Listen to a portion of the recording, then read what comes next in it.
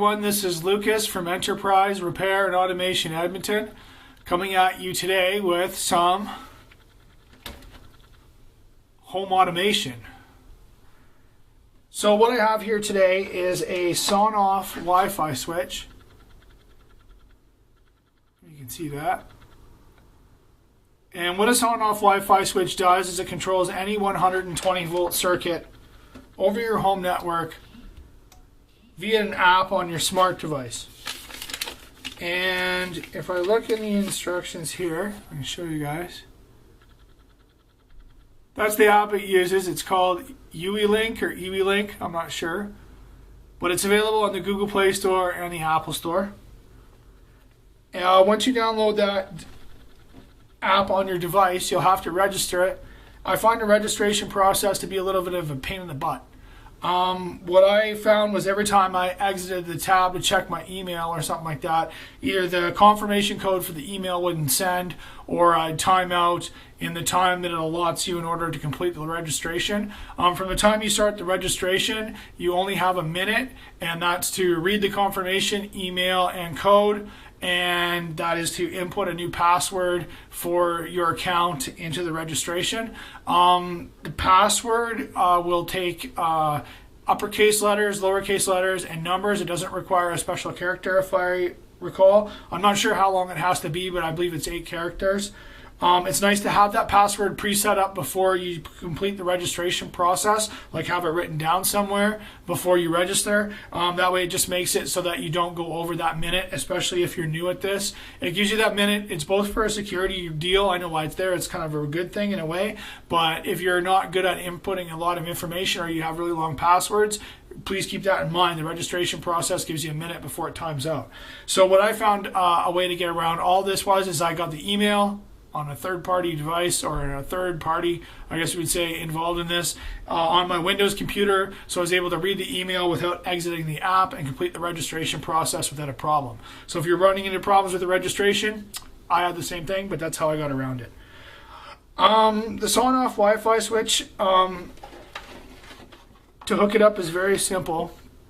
On the end here we have, on both ends of your input and output, you have 2 Phillips screws with a clamp and a cover, and then underneath there you have your 2 wire buses for each side. So here on the left side on your input, you have 2 flathead terminals that you put your wires in, and then again the same on your output side. And I'm using a Mastercraft 2.0 times 65 millimeter insulated electronics repair screwdriver. I highly recommend these. Very good screwdriver.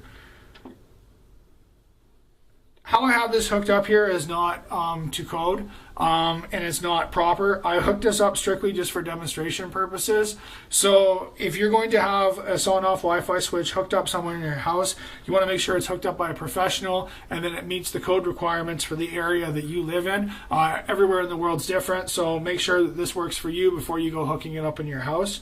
The maximum load the Sonoff Wi-Fi switch is rated for, it says here, is 10 amps. But here in Canada, our breakers are usually commonly in a house 15 amps. Rarely do you see a 10 amp service anywhere anymore. But Canadian electrical code states that you should only go 70% of the actual load of the breaker. I'd like to follow the same rule when it comes to the Sonoff switch. So this is rated for 10 amps, so you'd probably only want to use 0.7 as or 7 amps as a maximum if you'd put through this device in order to comply. I mean, just with the breaker and everything else, I think that's a good rule to follow. Generally, you don't want to max out any of your electronic devices to whatever is their maximum settings. If you can have them run a little bit less, that's good as well. So make sure everything's meeting up with your code requirements. Make sure you got your amperages and everything right where you feel comfortable that this should be installed. Ideally, you don't want to install this in the same box as the switch, because the Sonoff Wi-Fi switch itself receives its power from the circuit it's controlling. So if you don't have both the neutral and the hot, you won't get power to the device and it just won't work.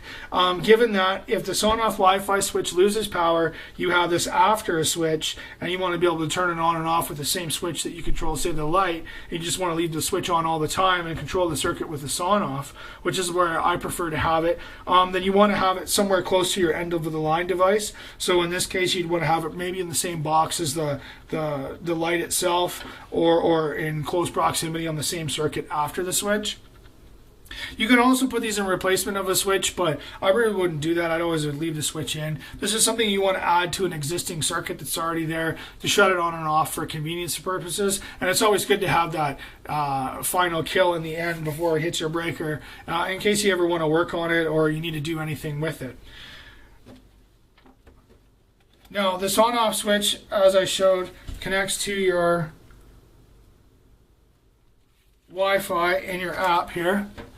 Now, in the app, to add and sync this on-off device, once you've registered your app and you have everything hooked up and you got your green light for your power and everything's working well, you know you have your neutrals right and everything's running, and you want to sync this on-off to your device, all you do is simply press down on the button here and hold it for 7 seconds until it blinks 3 times. When you see the 3 rapid blinks, you know that the Sonoff switch is in pairing mode. You go into your UE or EWE app, you press plus to bring you to the first stage of your pairing mode, and it'll ask you for quick connect here at the top is what you want to use, and then you hit next, and then that will bring you through the whole pairing process. It will then look for a device. Once it finds a device, it'll ask you for the Wi-Fi password to your home network. You input the Wi-Fi password. It'll ask you to name the device. You name the device, and then once all that step is completed, the device should show up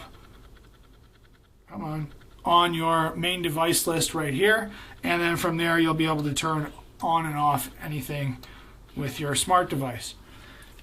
Where I find the best application of this is at home, in the master bedroom.